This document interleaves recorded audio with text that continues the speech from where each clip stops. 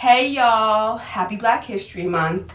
So, if you're a child of the 90s, you may know what this is. If you had cable back then, even a child of the 2000s and early 2010s, you may know what this is. This is HBO Fairytales, Happily Ever After, Fairy Tales for Every Child.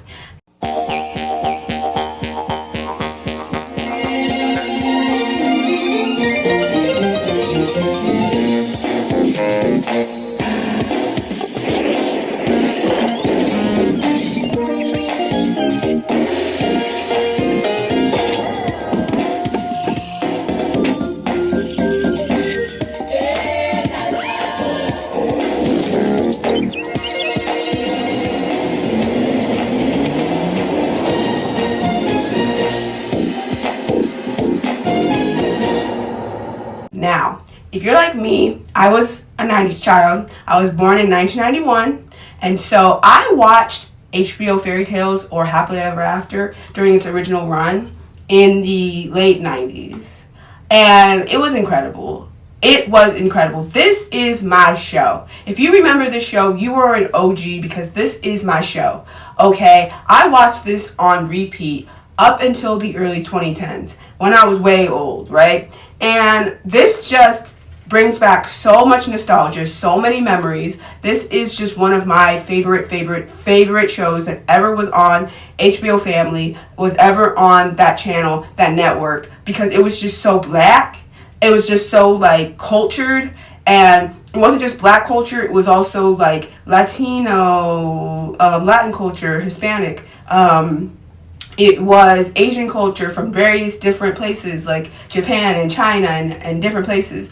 And then they had like Caribbean culture, and they had like Black Southern culture, and they had Native American culture, and it was just a bunch of different kinds of cultures wrapped into one. African culture, the whole entire thing. And it was beautifully done. So the premise of this show was basically taking all the classic like white fairy tales and making them very cultured.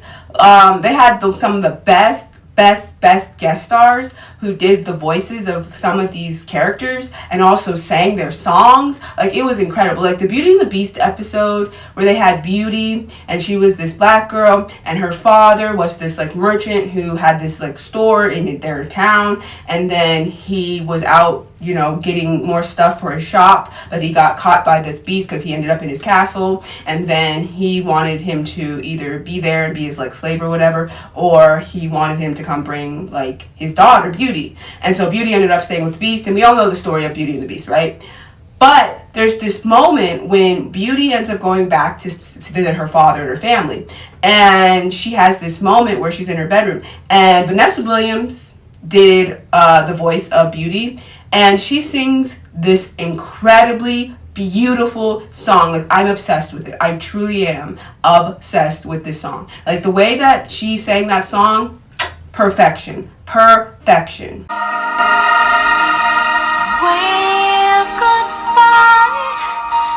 as I say hello. There's also Whoopi Goldberg, who actually did a few episodes of Happily Ever After, Fairy Tales for Every Child. And the first one she did was Rapunzel. And she played this evil voodoo witch doctor named Zenobia. Very black. We love to see it. And the Rapunzel was actually Mariah Carey. And she was singing, baby. And Whoopi Goldberg was singing, and it just fit her character so well. It's sorceress with style. Sorceress with style. One more time. Sorceress with style. Woo! And then she went on and did this other episode called, it was like the rap and hip hop and Mother Goose thing. And it was basically about all the like nursery rhymes and the Mother Goose stories, right? And she was in there, and then she played Mother Goose. And that's a whole episode that's like my favorite. Like, Salt and Pepper was in that episode, and a bunch of different, they were cats. They were rapping cats. It was hilarious. But there was like a bunch of different, actors in there, and it was so well done. Like, Perfect. And then there was another episode that was called White Snow. It was basically Snow White's story, but it was White Snow. It was a Native American story. And the evil stepmom, she has a song in there and it blows. It is so freaking good. Like, I sing that song all the time.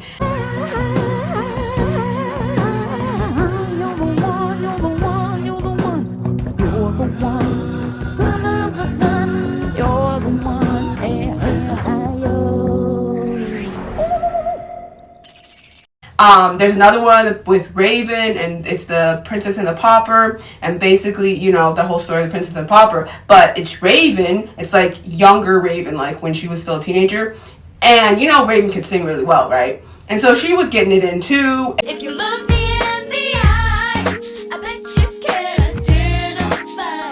Oh, what's wrong with this picture? Scooby-Doo, la la la. Oh, yeah. And Will Smith was in an episode. So many, like the Wayans family was in this, heavy, right? So many good, talented people, like so many good, talented people were in here, like for real. They had Cinderella, which was a Mexican story. There are a few new faces in Fairytale Land, like Raquel Welch in Cinderella as the stepmother with a bad attitude. They had Little Red Riding Hood, which was Chinese. They had Little Mermaid, which I think was Japanese. They had so many good ones. It's such a good show. Like, it is such a good show. And then you had Robert Guillaume, R.I.P., but he was the narrator of this show, and he just narrated it in such a funny and interesting way, and I just loved it. I was obsessed. Like, John Witherspoon was a part of this too. Like, so many good ones. Like the Golden Goose episode, I love that one too. Like, there's just so many good episodes of this show, and I just wanted to highlight this for Black History Month and just remind you that our childhoods were great, and don't ever let anybody tell you that fairy tales and nursery rhymes and such can't be featured with characters of color, because they can, because this show represented that, and it showed a wide range of different cultures, and it did it in a really beautiful and positive way with so many great actors and actresses lending their voices to these stories and really helping to educate as well as give confidence to a whole entire generation to embrace their culture. And I just think that's beautiful and amazing. And if you grew up in a house like me, my parents were you could say they were like Black, Native, revolutionary type parents. And so for them, like, you were going to find the culture and everything. And so that's why I didn't even grow up with Barbie. I grew up with like Black and Native dolls, and also dolls from like Africa and stuff like that. Like, my parents were not about that life. And so anything they could find that had any culture in it, I was going to watch it. So this was totally on their radar, and I watched it religiously. I even had episodes taped on VHS. Yes, I'm old. And it was just an amazing show. And so it's on Max right now, and it's also on YouTube as well. So you should go watch it, and if you have kids, go show it to your kids, because this is an incredible, amazing show that deserves its flowers. And they just don't make it like this anymore, and I wish they did, because this was really a moment in time. 1995 to 2000. A moment in time. My favorite seasons, of course, are the first two seasons, but the third season's cute too, but it veers off a little bit. But the first two seasons, baby, hits on hits on hit. Those songs still fit.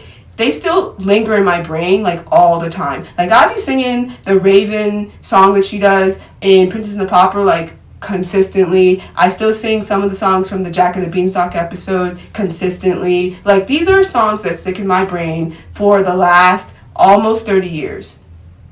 Like, next year it'll be 30 years of this show. So yeah, this is incredible, and I love this show. So I just wanted to give it a spotlight because it's amazing. And shout out to HBO for letting this ride. And just being a 90s kid was so special. It really truly was, and I miss it every day. But yeah, happy Black History Month, and go check this show out if you haven't watched it in a while. It holds up great. Happily Ever After, a collection of classic fairy tales retold for every family.